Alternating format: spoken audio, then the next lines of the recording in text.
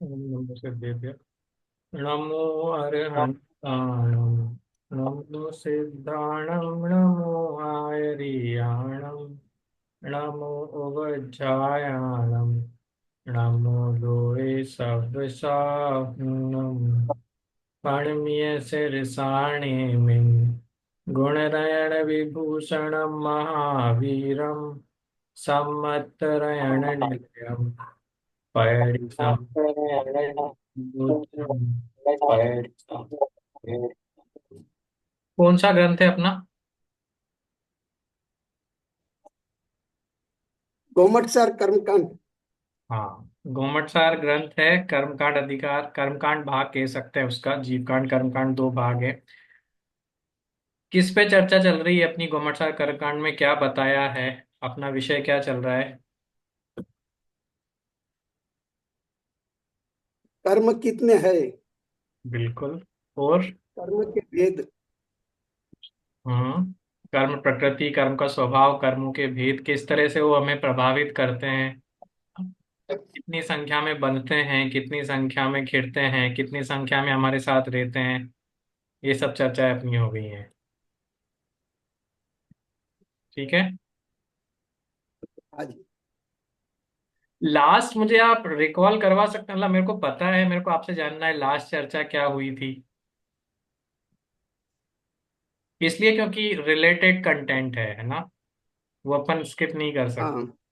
हाँ। सर, आठों कर्म घाती की प्रकृति के घात, बारे में चर्चा हुई थी।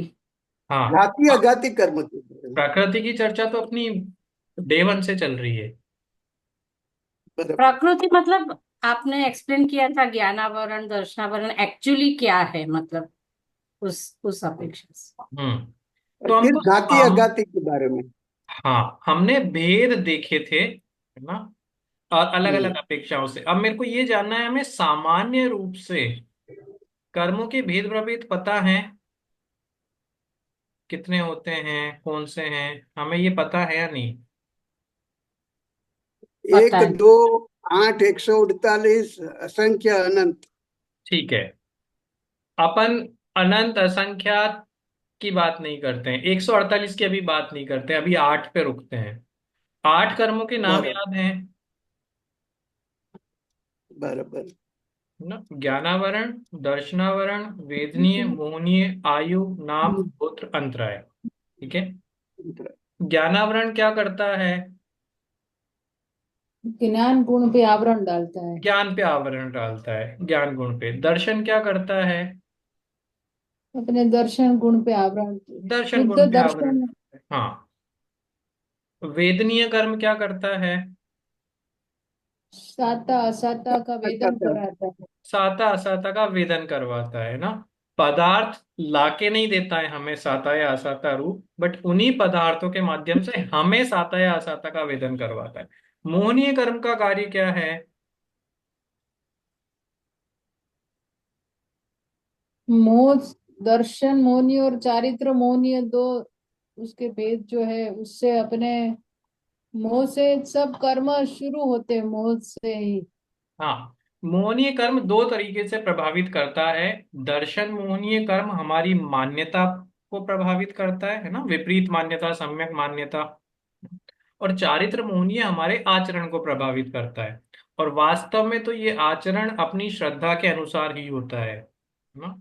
तो श्रद्धा सम्यक तो आचरण भी सम्यक, श्रद्धा मिथ्या तो आचरण सम्यक होते हुए भी मिथ्या, है ना, क्योंकि आपको भरोसा ही नहीं है, आपकी मान्यता ही सही नहीं है, आपको विश्वास ही नहीं है, आप तो बस करते जा रहे हो। आयु कर्म क्या करता है?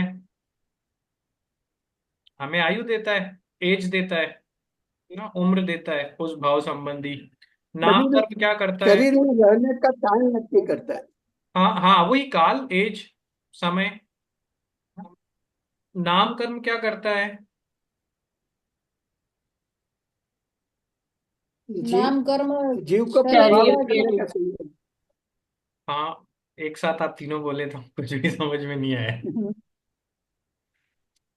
शरीर की सारी विशेषताएं उसके कर्म के उदय से होती है। हाँ, नाम कर्म बहुत सारे काम करता है ना। ये जीव के काम भी करता है, ये पुद्गल के काम भी करता है ना। जीव के कैसे सर? हाँ, अपन देखेंगे कैसे। आत्मा के करता है बिल्कुल। तो कर्म कहते है हैं ना पुद्गलता की उसकी, मतलब वो हाँ, नाक प्रभावित नक है, वो आएगा ना पैनल अभी। है। आएगा, बताएंगे अभी कैसे करता है ना। इसलिए नाम कर्म के बहुत सारे काम कहे हैं। सबसे बड़ा कर्म मतलब सबसे ज्यादा विवरण है इसका, क्योंकि करता है मतलब ये हमें दो तरह से प्रभावित कर रहा है। इसका मतलब ये नहीं कि आत्मा को प्रभावित कर रहा है या जीव को कर रहा है, पर जैसे वेदनीय कर्म मेरे को सुख दुख का वेदन करवा रहा है, ठीक है? या ज्ञान, अब जैसे ज्ञान गुण है, ये शरीर को दुखी नहीं कर रहा है। और हमें नाम कर्म में सिर्फ हमें इतना पता है कि शरीर मिला है तो शायद शरीर से ही संबंध रखता होगा, लेकिन उसके अलावा भी बहुत सारी चीजें हैं नाम कर्म में ना। यहाँ से मुझे कहाँ ले जाना है, इस भव से कहाँ ले जाना है, उसके बीच की पूरी व्यवस्था नामकर्म के अंडर में है। वो आएगा ना तब देखेंगे अपन, आएगा बहुत जल्दी। गोत्र कर्म क्या करता है, किससे संबंधित है? उच्च गोत्र या नीच गोत्र को प्राप्त हाँ, करने। पर गोत्र का मतलब क्या है यहाँ पे? गोत्र पूर्व मतलब जन्म जो के संस्कार। संस्कार जो, मतलब जिसमें पैदा हुए हैं वो नहीं, लेकिन आपके जो हाँ, संस्कार हैं, यही मेरे को सुनना जो। था। गोत्र का अर्थात कुल जाति परिवार नहीं। गोत्र अर्थात मेरे संस्कार पूर्व जन्म के हैं, वो कहाँ से आए हैं ना। अगर वो अच्छे हैं तो उच्च गोत्र, नीचे हैं तो नीच गोत्र। इसीलिए एक ही परिवार में दो अलग अलग व्यक्तियों के उच्च और नीच गोत्र हो सकते हैं, क्योंकि परिवार से संबंध नहीं है, कुल से संबंध नहीं है, माता पिता से संबंध नहीं है ना? और अंतराय कर्म लास्ट में क्या काम करता है? विघ्न डालता है, सभी में निखार डालता है। विघ्न आश्रय डालता है। डालता है, बाधा डालता है ना। चलो ठीक है, थोड़ा सा आगे बढ़ते हैं अपन इसमें। अब यहाँ पे ये चार्ट बताया था कि द्रव्य और भाव कर्म जो अपन ने देखे हैं, ये द्रव्य और भाव हमको सभी कर्मों में लगाने हैं, है ना। तो सभी कर्मों का मतलब मात्र ये 8 कर्म ही नहीं, पर इनके उत्तर भी जो 148 हैं, वैसे ही 148 द्रव्य कर्म और 148 भाव कर्म। ठीक है। और उसके भी आगे बढ़े तो जैसे अनंत द्रव्य कर्म वैसे ही अनंत भाव कर्म। ठीक है। कर्मों की संख्या कितनी है, मैक्सिमम कितनी देखी है अपन ने? 148। अरे, अनंत भी तो है ना, 148 तो प्रकृतियां है। अनंत अनंत। अनंत। हाँ, अनंत देखे। हाँ, अनंत। तो वो अनंत पुद्गल रूप में जो है वो तो द्रव्य है। और उन अनंत पुद्गल द्रव्यों की, पुद्गल कर्मों की शक्ति भी तो है भाव रूप, तो वो अनंत भाव कर्म। ठीक है, ये समझ में आया अनंत कहाँ से आया, अनंत द्रव्य अनंत भाव कैसे बने? हाँ जी। ठीक है? क्योंकि हर द्रव्य की अपनी अपनी शक्ति है, और जो शक्ति है वो भाव कर्म कही जाती है। कर्म अगर अनंत है तो फिर भाव कर्म भी अनंत है। 8 148, ये तो अपन ने उनको कैटेगरी दी है कि वो 8 तरह से या 148 तरीके से हमें प्रभावित करते हैं। ठीक है। बराबर। ठीक है। घाती अघाती पे चर्चा अपनी चलनी है ना। अब ये अपना हो गया हाँ था, जी। बट वापिस मेरे को लेना है आज। पर इसके पहले जो दो प्रश्न आपके थे ना, वो देखते हैं। आप बता सकते हैं कौन से हाँ प्रश्न जी। थे? जैसे भाव कर्म का प्रतिबिंब जीव को ज्ञान रूपी दर्पण में प्रतिभास होता है, वैसे ही क्या द्रव्य कर्म का भी प्रतिभास हो सकता है क्या? हाँ, ज्ञान, अगर केवल ज्ञान की बात करें तो केवल ज्ञान की विशेषता है कि कोई भी चीज उससे अछूती नहीं है, है ना। तो चाहे वो द्रव्य कर्म हो, भाव हम्म। कर्म हो, नो कर्म हो, वो प्रतिबिंबित होते ही हैं नियम से। अगर हम्म। कोई भी चीज केवल ज्ञान की पहुंच से छूट गई तो फिर केवल ज्ञान का वैभव नहीं है। बराबर। ठीक है। अब आपका प्रश्न क्यों आया होगा कि ये मेरे ज्ञान में झलक रहे या नहीं झलक रहे? हाँ, बराबर हाँ? है। तो ये सच बात बात अपन ने है। पहले भी देखी थी कि स्तर का फर्क हो सकता है, हम्म क्योंकि केवल ज्ञान सभी पदार्थों को विशद रूप से जानता है। एक ही समय में वो भूतकाल की पर्याय भी जान रहा है, वर्तमान की भी जान हम्म रहा है और भविष्य की भी जान रहा है, हम्म और बहुत हम्म ज्यादा क्लियरिटी के साथ जान रहा है। मति श्रुत ज्ञानधारी हम लोग मात्र वो वर्तमान की पर्याय ही जान पा रहे हैं। अभी एक समय पहले क्या हुआ, क्या वो निकल गया मेरे दिमाग से, एक समय बाद क्या होने वाला है वो मेरे को नहीं पता, है ना। हम्म तो मेरे अनुभवन में वो आ रहा है या नहीं आ रहा, वो पता लगाना, इसीलिए इसको ज्ञान, केवल ज्ञान गम्य कहते हैं, हम्म, ना। सत्ता है, बराबर। ज्ञान का विषय बनती है। कुछ विषय हैं जो केवल ज्ञान का ही विषय बनते हैं, कुछ विषय हैं जो हम दोनों के ज्ञान का विषय बनते हैं, केवल ज्ञान का भी बनते हैं, मति श्रुत का भी बनते हैं, हम्म। है ना। तो बिल्कुल भाव कर्म की तरह द्रव्य कर्म का भी प्रतिबिंब दिखता है, लेकिन चूंकि द्रव्य कर्म डायरेक्ट मेरे को प्रभावित नहीं कर रहे हैं।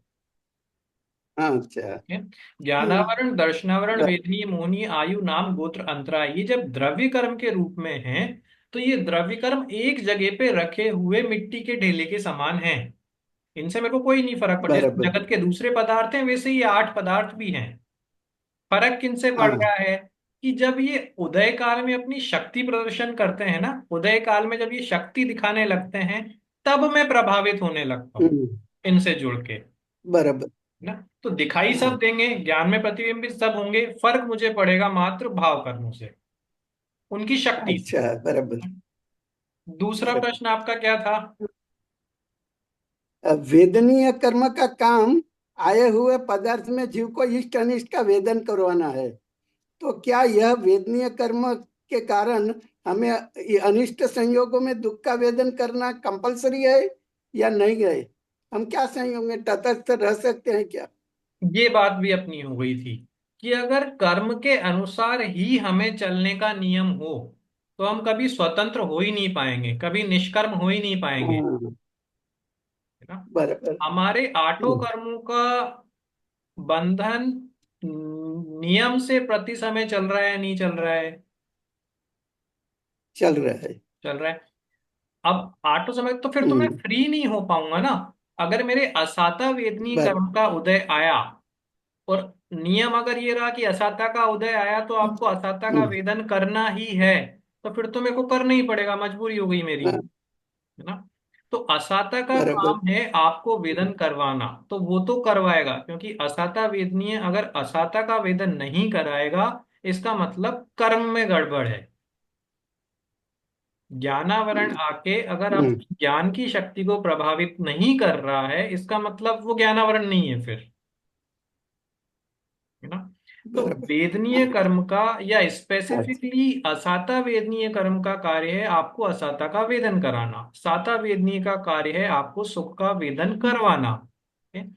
लेकिन जब साता या असाता हाँ, का उदय चल रहा है, तब मैं इनसे प्रभावित हूं या नहीं हूं, ये पूरी तरह से मेरे ऊपर डिपेंड करता है। बराबर। ठीक है। उदाहरण हाँ। लेते हैं। अपन ये बहुत अच्छी तरह से जानते हैं ना, कर्म किस तरह से प्रभावित करता है हमें, पता हम्म, है। जैसे साता वेदनीय है, साता वेदनीय ने अपनी शक्ति दिखाई, भाव साता वेदनीय, ठीक है। वो भाव साता वेदनीय झलका मेरे ज्ञान में, ठीक है।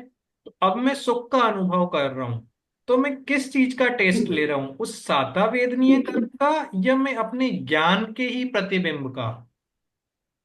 ज्ञान के प्रतिबिंब का। ज्ञान के प्रतिबिंब का ना, जो वो साता या हाँ, असाता रूप दिख रहा है मेरे को, बता देती। राइट।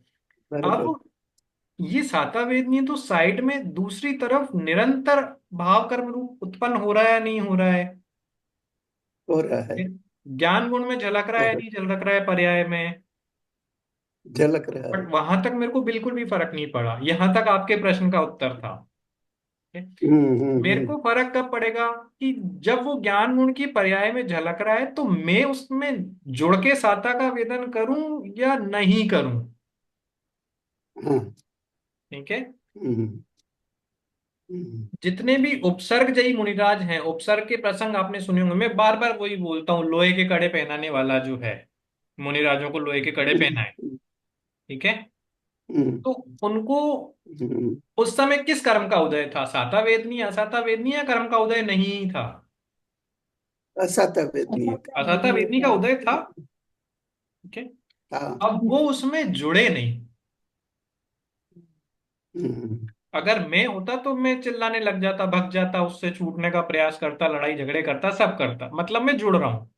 तो असाता वेदनी के हम्म, उदय में उनके अनुसार ही मैं कार्य करूं, ये जरूरी नहीं है। उन्होंने नहीं किया हम्म। ना। लेकिन हमें तो सुई भूखता है तो भी दर्द होता है सर। हाँ, तो हम प्रतिक्रिया देने लगते हैं। हाँ, अब मैं हाँ, एक हाँ। और चीज बताता हूँ। उन मुनिराजों को उस उष्णता का, या लोहे के कड़े हमें पहनाए हैं तो गर्मी लगेगी या ताप होगा या दुख होगा, ये उनके ज्ञान में आ रहा होगा या नहीं आ रहा होगा नियम से? आ रहा बिल्कुल होगा। आ रहा है, आ रहा होगा, आ क्योंकि रहा ज्ञान ने तो काम करना बंद नहीं किया। तो सच बात। एक चीज तो बिल्कुल कॉमन है कि जब असाता वेदनी का उदय आया, या किसी ने मेरे सिर पे सिगड़ी रख दी जलती हुई, तो मेरे ज्ञान में भी आई और उनके ज्ञान में भी आई। ये कॉमन। अब मैं चिल्लाने लग गया, मैं चीखने लग गया, मैं उसको दूर करने का प्रयास कर रहा हूं, मैं आगे और विकल्प कर रहा हूं, ना? वो विकल्प हम्म, नहीं कर रहे हैं, वो ये मान के बैठे हैं कि ये बढ़िया है, आ गया, इसका मतलब ये कर्म खिरा, हम्म। है ना। अब इस समय में मेरे को बराबर। अगला कर्म ऐसा नहीं बांधना है, वो इस कोशिश में लगे हैं। मैं क्या कह रहा हूँ कि अगले कर्म की बाद में हम्म। सोचेंगे, पहले जो आया है उससे निपटते हैं। जबकि नियम ये है कि जो कर्म सच उदय में बात है। आना चालू हो गया, अब आप कुछ नहीं कर सकते हैं। उदय में आ गया ना भाई, हम्म, तीर्थंकर बनने वाले मुनिराज नहीं कर पाए। हम्म, तो कर्म के उदय में आने के बाद आपका बस नहीं चलता है। हाँ, लेकिन कर्म में उदय के उदय में आने के बाद अगले समय में वैसे कर्म नहीं बांधूं, अशुभ कर्म नहीं बांधूं, इस पे आपका 100% वश है, आप प्रभावित ना हों। ज्ञान में तो झलकेगा हम्म। ना। इवन मुनिराजों के ही नहीं, सिद्ध भगवान के ज्ञान में झलकता होगा या नहीं झलकता होगा? केवल झलकता ज्ञान है, होगा। केवल ज्ञान से कुछ भी अछूता नहीं है, पर वो जुड़ते नहीं है। बराबर। जोड़ते रहे। हम जुड़ जाते हैं। तो ये आपके दूसरे प्रश्न का उत्तर मिला कि सुख का वेदन, सच दुख बात। का वेदन करवाना उसका काम है, वो तो करवाएगा। पर हम्म, मैं उसके अनुसार वेदन करूं ही करूं, ये कोई नियम नहीं है। हम्म। ठीक है। लेकिन वो समय क्या सोचना, क्या सोचना तो नहीं होता है ना वो हमसे ही, सर। हाँ बिल्कुल सोचना होता है, क्योंकि आप सी अभी हम उस लेवल पे नहीं है कि मैं उनको बिल्कुल ही इग्नोर कर दूं। अभी कैसा आवेदन करे उस पर डिपेंड है। हाँ, मेरे को दुख, अपनी बात छोड़ो, हाँ, भगवान राम सम्यक की अवस्था में सम्यक दर्शन लेके हम्म, लक्ष्मण के शव को लेके घूमे थे 6 महीने तक। बराबर। तो फिर अब सम्यक दर्शन रहा कि नहीं रहा उनका? रहा। जब उनको हुआ तो मेरे को नहीं होगा? हम्म, हो गई होगा ना नियम से? जरूर। बिल्कुल होगा। बिल्कुल होगा। मेरे को क्या करना है कि अगर मेरे को पता है कि वास्तव में हुआ क्या है, तो वैसा ही आचरण रखना है।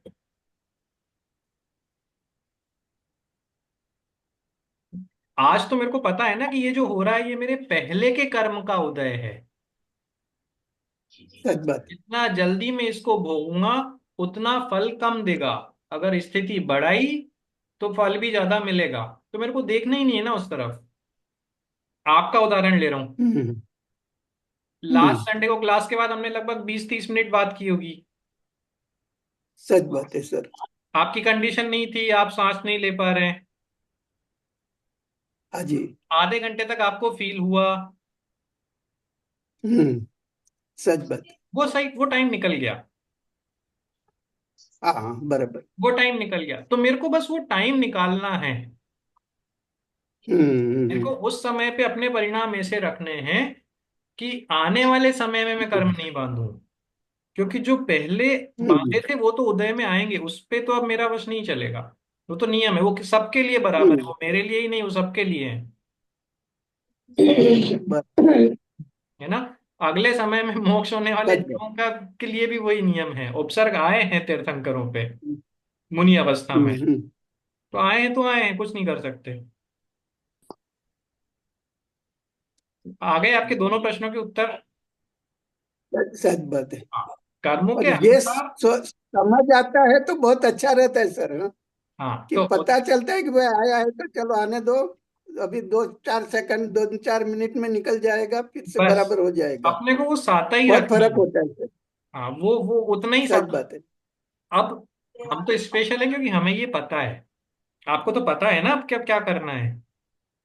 तो अब तो हाँ अपनी जी, हाँ तैयारी जी। होनी चाहिए, कम से कम हम उनसे तो अच्छे हैं जिनको पता ही नहीं है। बराबर सर। अब फिर से मैं एक बात कहूंगा, 100% अपना कंट्रोल नहीं चलता है, दुख होगा आपको भी, फील होगा। हम्म। आप जुड़ेंगे बहुत नहीं। मुश्किल हम्म। है कंट्रोल करना। बेतरागी थोड़ी हो गए हम लोग, है ना? पर मानने में तो आ रहा है ना हमारे। हम्म। बस 10 बार मानेंगे तो एक बार थोड़ा सा समझ में भी आएगा कि हाँ सही बात है। अभी तो हम सीख रहे हैं, अभी तो हम जान रहे हैं कि वास्तव में फैक्ट क्या है। बराबर है सर। बढ़े थोड़ा सा और आगे। जरूर सर। हाँ, अब इन 8 कर्मों के दो भेद कहे थे, घाती और अघाती, है ना? बर भेद नहीं है, अगेन फिर उनको कैटेगराइज किया है 8 कर्मों को दो कैटेगरी में, घाती कर्म और अघाती कर्म। 4 घाती कर्म हैं, 4 अघाती कर्म हैं। तो घाती कर्म किसको कहते हैं? जीव के प्रतिजीवी गुणों को घात करने वाले को। प्रतिजीवी गुणों को घात करने वाले घाती कहाँ से हो गए? नहीं अनुजीव। सॉरी अनुजीव। सॉरी। अगाती। हाँ हाँ सॉरी, अनुजीवी गुणों को। अगाती। हाँ, जीव अनुजीवी के गुणों को। अनुजीव। अनुजीवी गुणों को घात करने वाले घाती, ठीक है। और जो जीव के अनुजीवी गुणों का घात नहीं करे वो अघाती, हम्म। ठीक है। अगर मैं अघाती कह रहा हूं इसका मतलब वो घात नहीं कर रहा है। अगर मैं प्रतिजीवी गुणों का घात करने वाला कह दूंगा तो फिर घात करने वाला तो घाती हो गया ना। हम्म। तो अनुजीवी गुणों का घात करे वो घाती, अनुजीवी गुणों का घात नहीं करे वो अघाती, ठीक है। अब आगे बढ़ेंगे तो अनुजीवी गुण क्या है फिर? अंश रूप प्रकट होता रहेगा। जरूरी नहीं है अंश पूरे भी प्रकट हो सकते हैं। हाँ, बराबर है। अनुजीवी गुण का बराबर। अर्थ है कि किसी भी अवस्था में वो जीव के साथ प्रकट रहेंगे ही रहेंगे, चाहे अंश में हो चाहे पूर्ण रूप में हो, बराबर। है ना? वहीं प्रतिजीवी गुण प्रत्येक अवस्था में जीव के साथ नहीं प्रकट होंगे, हम्म। ठीक है। जैसे ज्ञान गुण हो गया। अब ज्ञान गुण जीव का अनुजीवी गुण है ना? तो जीव चाहे किसी भी अवस्था में रहे, कहीं भी रहे, चारों गतियों में रहे, गतियों के पार रहे, निगोद में रहे, नरक में रहे, ये ज्ञान उसके साथ रहेगा ही रहेगा, ठीक है। तो जो एक समय के लिए भी नहीं छूटे वो अनुजीवी गुण, ठीक है। स्तर ऊपर नीचे हो सकता है, निगोदिया में कम ज्ञान होगा, संगी पंचेंद्री में ज्यादा होगा, पर ज्ञान की निरंतरता उसकी प्रकटता हमेशा बनी रहेगी, वो अनुजीवी गुण। प्रतिजीवी गुण वो हैं जो अंश रूप में प्रकट नहीं होते, या तो ये प्रकट होंगे या फिर ये नहीं ही होंगे, इनमें स्तर नहीं होगा। तो जो 4 गुण हैं जो सिद्ध भगवानों के ही प्रकट होते हैं, कौन से हैं?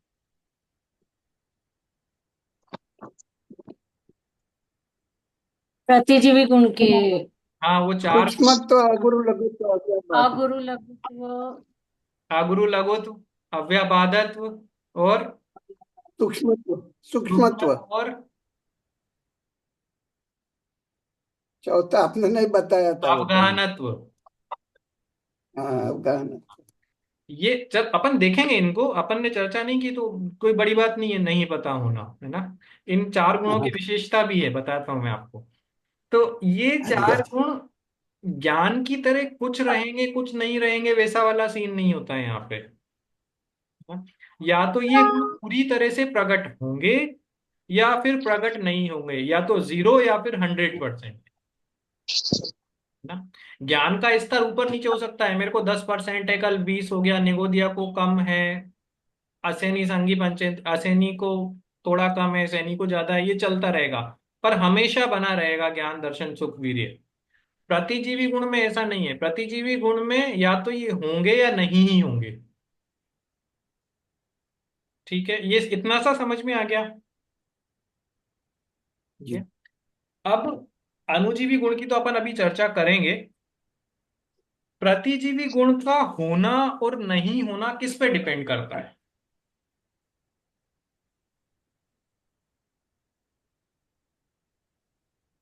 आघाती कर्मों के ऊपर। आघाती कर्मों पे ना। तो आघाती वो कर्मों का होंगे तो। नाश होगा तो ये हाँ, प्रतिजीवी तो गुण फिर नहीं प्रकट रहेंगे। होंगे। हाँ, तो होंगे। आघाती कर्मों का नाश नहीं होगा तो ये प्रतिजीवी गुण प्रकट नहीं होंगे। नहीं होंगे। पर रहेंगे जरूर मेरे साथ, क्योंकि हैं ये जीव के गुण ही। हम्म। ठीक है। प्लस, बराबर। प्रकट नहीं होंगे। हाँ, हमने अभी देखा कि ये स्तर रूप में प्रकट नहीं होते हैं, है ना, कम ज्यादा रूप में प्रकट नहीं होते हैं, या तो ये 0% होते हैं या 100% होते हैं। इसका मतलब कर्मों का पूरा नाश होगा तो ही होंगे, क्षय क्षयोक्षम इत्यादि में नहीं होंगे, क्षयोक्षम इत्यादि में नहीं होंगे। है ना। तो आघाती कर्मों का नाश ही होना जरूरी है, क्षय होना जरूरी है। क्षयोक्षम से काम नहीं चलेगा, उपशम से काम हम्म। नहीं चलेगा। तो हम्म। आघाती कर्मों के उदय में ये प्रतिजीवी गुण नहीं होंगे, आघाती कर्मों के क्षय में ये प्रतिजीवी गुण प्रकट होंगे। बराबर। ठीक है। थोड़ा सा कॉम्प्लिकेटेड हो रहा है बट ये इजी होके अगले बार में आ रहा है अपने साथ, पर मैं अभी से थोड़ी सी भूमिका दे रहा हूँ। प्रतिजीवी गुण या तो 0 होंगे या फिर 100% होंगे। अनुजीवी गुण हमेशा बने रहेंगे, 0 तो नहीं रहेंगे। ज्ञान दर्शन सुख वीर्य हम्म। हमेशा मेरे साथ बने रहेंगे। ठीक है। चूंकि ये मेरे साथ बराबर। बने रहते हैं, हर अवस्था में पाए जाते हैं, हर समय पाए जाते हैं, इसलिए अनुजीवी गुणों को मुख्य रखा जाता है। ठीक है। हम्म। दूसरा, बराबर। अनुजीवी गुण ऐसे गुण हैं जिनका एक्सपीरियंस सबने किया है, प्रत्येक जीव ने। है ना। पर प्रतिजीवी गुणों का एक्सपीरियंस मात्र सिद्ध भगवंतों को ही है। ना, आपने अगर अभी तक सोचा नहीं हो तो सोचना कि आपने कितनी बार अनुजीवी गुणों के ऊपर प्रवचन सुन लिए होंगे, पढ़ लिया होगा और सब कुछ देखा होगा, सुना होगा, समझा होगा। पर प्रतिजीवी गुणों के बारे में कितना, मतलब हमें 4 गुणों के नाम तक नहीं याद थे अभी तक। क्यों? सही बात है। क्योंकि जिन जीवों को इन प्रतिजीवी गुणों का एक्सपीरियंस हो रहा है ना, वो बताते नहीं है, तो सिद्ध बन गए। हम्म। और सिद्ध बनने के हम्म। पहले तक इनका एक्सपीरियंस होता नहीं है। है ना। ज्ञान दर्शन बराबर। तो हम सब देख रहे हैं, जान रहे हैं, अनंत भगवान पूरी तरह से हमें बता रहे हैं, केवल ज्ञान में दिख रहा है ना। पर ये प्रतिजीवी गुण भी दिख तो रहे हैं, उनको समझ में तो आ रहा है, बट एक्सपीरियंस नहीं ले पा रहे हैं वो। अव्यवबाधत तो उनके तभी प्रकट होगा जब वो सिद्ध बन जाएंगे, और जैसे ही वो सिद्ध बनेंगे वो बताना छोड़ देंगे हमें।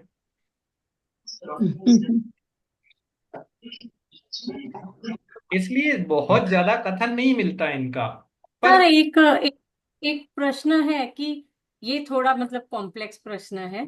अरिहंत भगवान केवल ज्ञानी को हर चीज प्रत्यक्ष अनुभव में आती है, बिल्कुल। तो उन्हें क्या जो गुण उनके प्रकट नहीं हुए हैं अघाती कर्मों के अभाव से, उनके गुण क्या भी अनुभव प्रत्यक्ष प्रकट में आता होगा? मतलब अनुभव अलग चीज है, ज्ञान अलग चीज है। ज्ञान में तो प्रत्यक्ष आता होगा ना। हाँ बिल्कुल, ज्ञान में प्रत्यक्ष आ रहा है, आएगा। क्योंकि केवल ज्ञान से कुछ भी छूता अछूता नहीं है, लेकिन हाँ, उनका मतलब उनको प्रकट पता नहीं है हुआ। कि वो चार गुण क्या जो है? प्रकट हुए हैं उसके अनुभव कैसे है वो उनको प्रत्यक्ष पता है। तो इसलिए तो उन्होंने हमें बता दिया, इसलिए तो उन्होंने तो बता दिया, इसलिए उन्होंने बताया, और हमें पता है कि चार प्रतिजीवी गुण ऐसे होते हैं। पर ज्ञान का परिणमन लेकिन ऐसे अनुभव चल में रहा नहीं है, आया है। दर्शन का ऐसा चल रहा है, वैसा अव्यापादत्व का कैसा चल रहा है वो कैसे बताएं? लेकिन केवल ज्ञान तो सभी कुछ कवर करता है ना, 360 हाँ, डिग्री, मतलब सब कुछ अनुभव भी कर रहे हैं। कवर कर अनुभव लेता है। नहीं करेगा ना वो, हाँ, अनुभव सब नहीं करेगा वो सब केवल कुछ कर। ज्ञान। मान लो मैं केवल ज्ञानी हूं, तो मेरे को हम्म, पूरी तरह से पता है प्रतिजीवी गुण क्या है। नहीं, ज्ञान आपको है। उसके अनुभव का भी पता होगा हाँ, तो ही आप अनुभव का केवल भी ज्ञानी। पता है, हाँ, लेकिन वो वो मैं मेरे बोल, प्रकट नहीं हुए ना। प्रकट नहीं हुए, लेकिन अनुभव जानते नहीं हैं, तो क्योंकि भाव को वो जानते हैं, उसके वेदन को जानते हैं। तो वो गुणों के प्रतिजीवी गुणों के अनुभव को भी जानते होंगे। उसमें बहुत फर्क है। जानना और अनुभव करना अलग चीज है ना सर। उसमें उसमें बहुत फर्क है, मैं जानना, बताता हूँ आपको कैसे।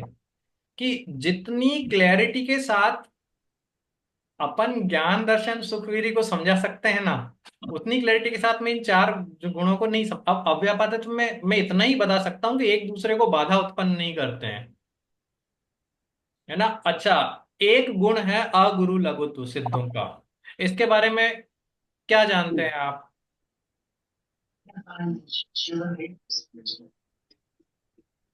कि अगुरु लघुत्व गुण के कारण सिद्ध जीव। एक ही द्रव्य छूट, मतलब उसमें से छूटते नहीं है परमाणु, वो अखंड रहता है। नहीं वो नहीं, वो ये तो छह सामान्य गुण वाला है। और ये अलग ये चीज वाला है। जो गुरु ये लघुत्व अलग है, चीज ये है। हाँ, वो तो वो सिद्धों के है ना। हाँ, ये वो रुद्र अलग कर्म चीज के है। अभाव से होता है, तो कोई हल्का ऊंचा और भारी। नीचा नहीं होता है। हाँ, कोई हल्का, ऊंचा नीचे छोटा नहीं, बड़ा नहीं सबका होता। मस्तिष्क छोटा एक बड़ा ही नहीं, लेवल पे रहता है। छोटा बड़ा नहीं, ये वजन की अपेक्षा रखता है एक तरह से साइज का। कि मतलब बराबर बराबर, रुई ये जैसा अलग चीज है। हल्का है या लोहे जैसा भारी नहीं होता है।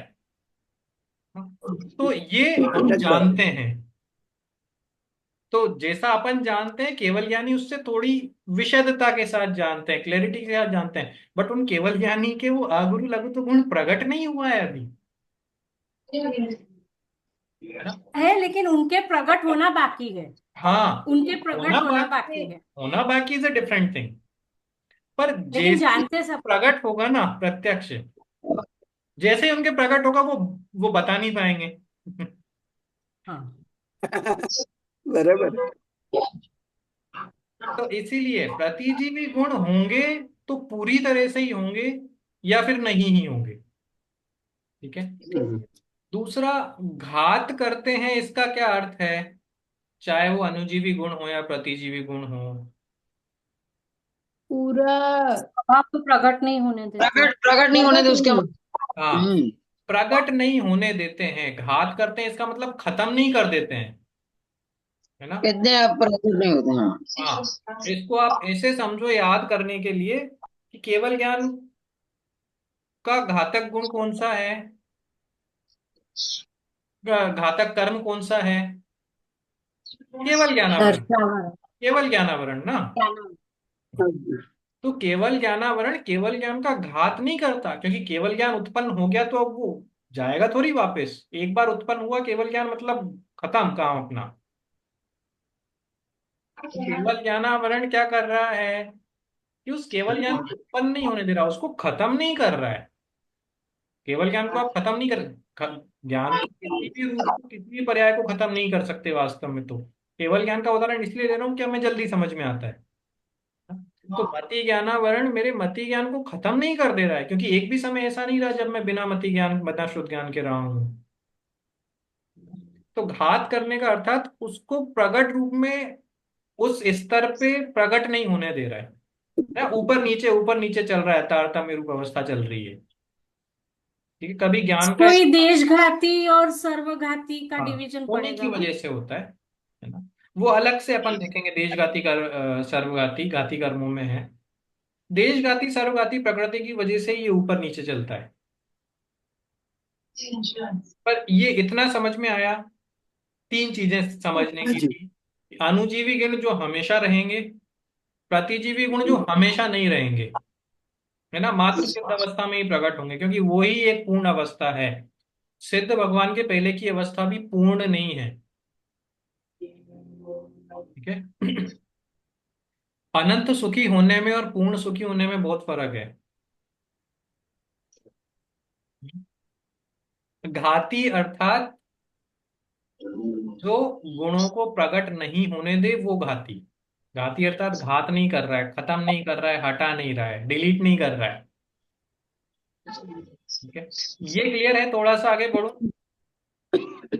ये बराबर कनेक्टेड रखना बराबर। पड़ेगा। एक तो जो अपन ने बात शुरू की थी वो ये, क्योंकि अब दो तीन गाथाएं ये सब यही बार बार घूम के आएंगी बातें, है ना। तो मैं 50 बार बोलूंगा भी और आपको 50 बार सुनना भी है।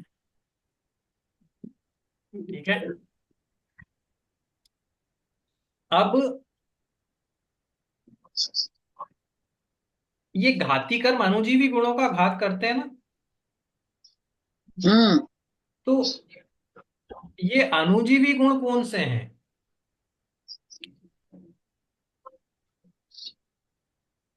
अनुजीवी गुण कौन से हैं? ज्ञान दर्शन सुख। ज्ञान दर्शन सूर्य यही तो होंगे, हाँ। ज्ञान दर्शन सुख वीर्य, जो अनंत चतुष्टय के रूप में जाने जाते हैं, सुख हाँ, वीर्य। आप प्रकट होते हैं, हाँ। है ना। देखो, एक और चीज जानना कि ऐसे आत्मा में, जीव में अनंत गुण है। हम्म है ना।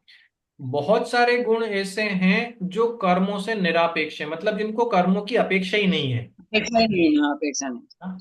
अस्तित्व वस्तुत्व प्रमेयत्व, ये गुणों में कर्मों का कुछ नहीं लेना देना है। ये भी हमारे गुण हैं, योग भी एक गुण है, अपन ने देखा है। हाँ? हम इन चार गुणों को ही क्यों लेते हैं? क्योंकि हमारा प्रयोजन इनसे सिद्ध होता है। ये कर्मों की अपेक्षा लेके चलते हैं। हमारा पूरा लाइफ टाइम का, अनादि काल से लेके जब तक मैं सिद्ध नहीं बन जाता, पूरा टाइम मेरे को इन्हीं को देना होता है। बाकी तो जो गुण जैसे हैं वैसे हैं ही हैं। ना? और उन अनंत गुणों में कुछ तो बहुत सामान्य, सामान्य मतलब जो सभी द्रव्यों में है, कुछ यूनिक भी हैं जो मेरे ही हैं, है ना, जो जीव के ही हैं, जो पुद्गल के ही हैं। ठीक है? तो घाती कर्म की जब हम बात करेंगे तो उन कर्म, उन गुणों की बात करेंगे जो जीव के साथ हमेशा रहने वाले हैं, जीव का प्रयोजन जिनसे सिद्ध होता है। वैसे गुण ज्ञान, दर्शन, सुख और वीर्य। सुख का मतलब क्या है? जो सुख उत्पन्न कराए। वेदन वेदन कर, सुख उत्पन्न कर, हाँ। हाँ, तो यहाँ पे वेदनीय वाला सुख नहीं, नहीं, अनुभव वाला शरीर वैसे। वाला हो गया। यहाँ पे मान्यता वाला सुख, चारित्र वाला सुख,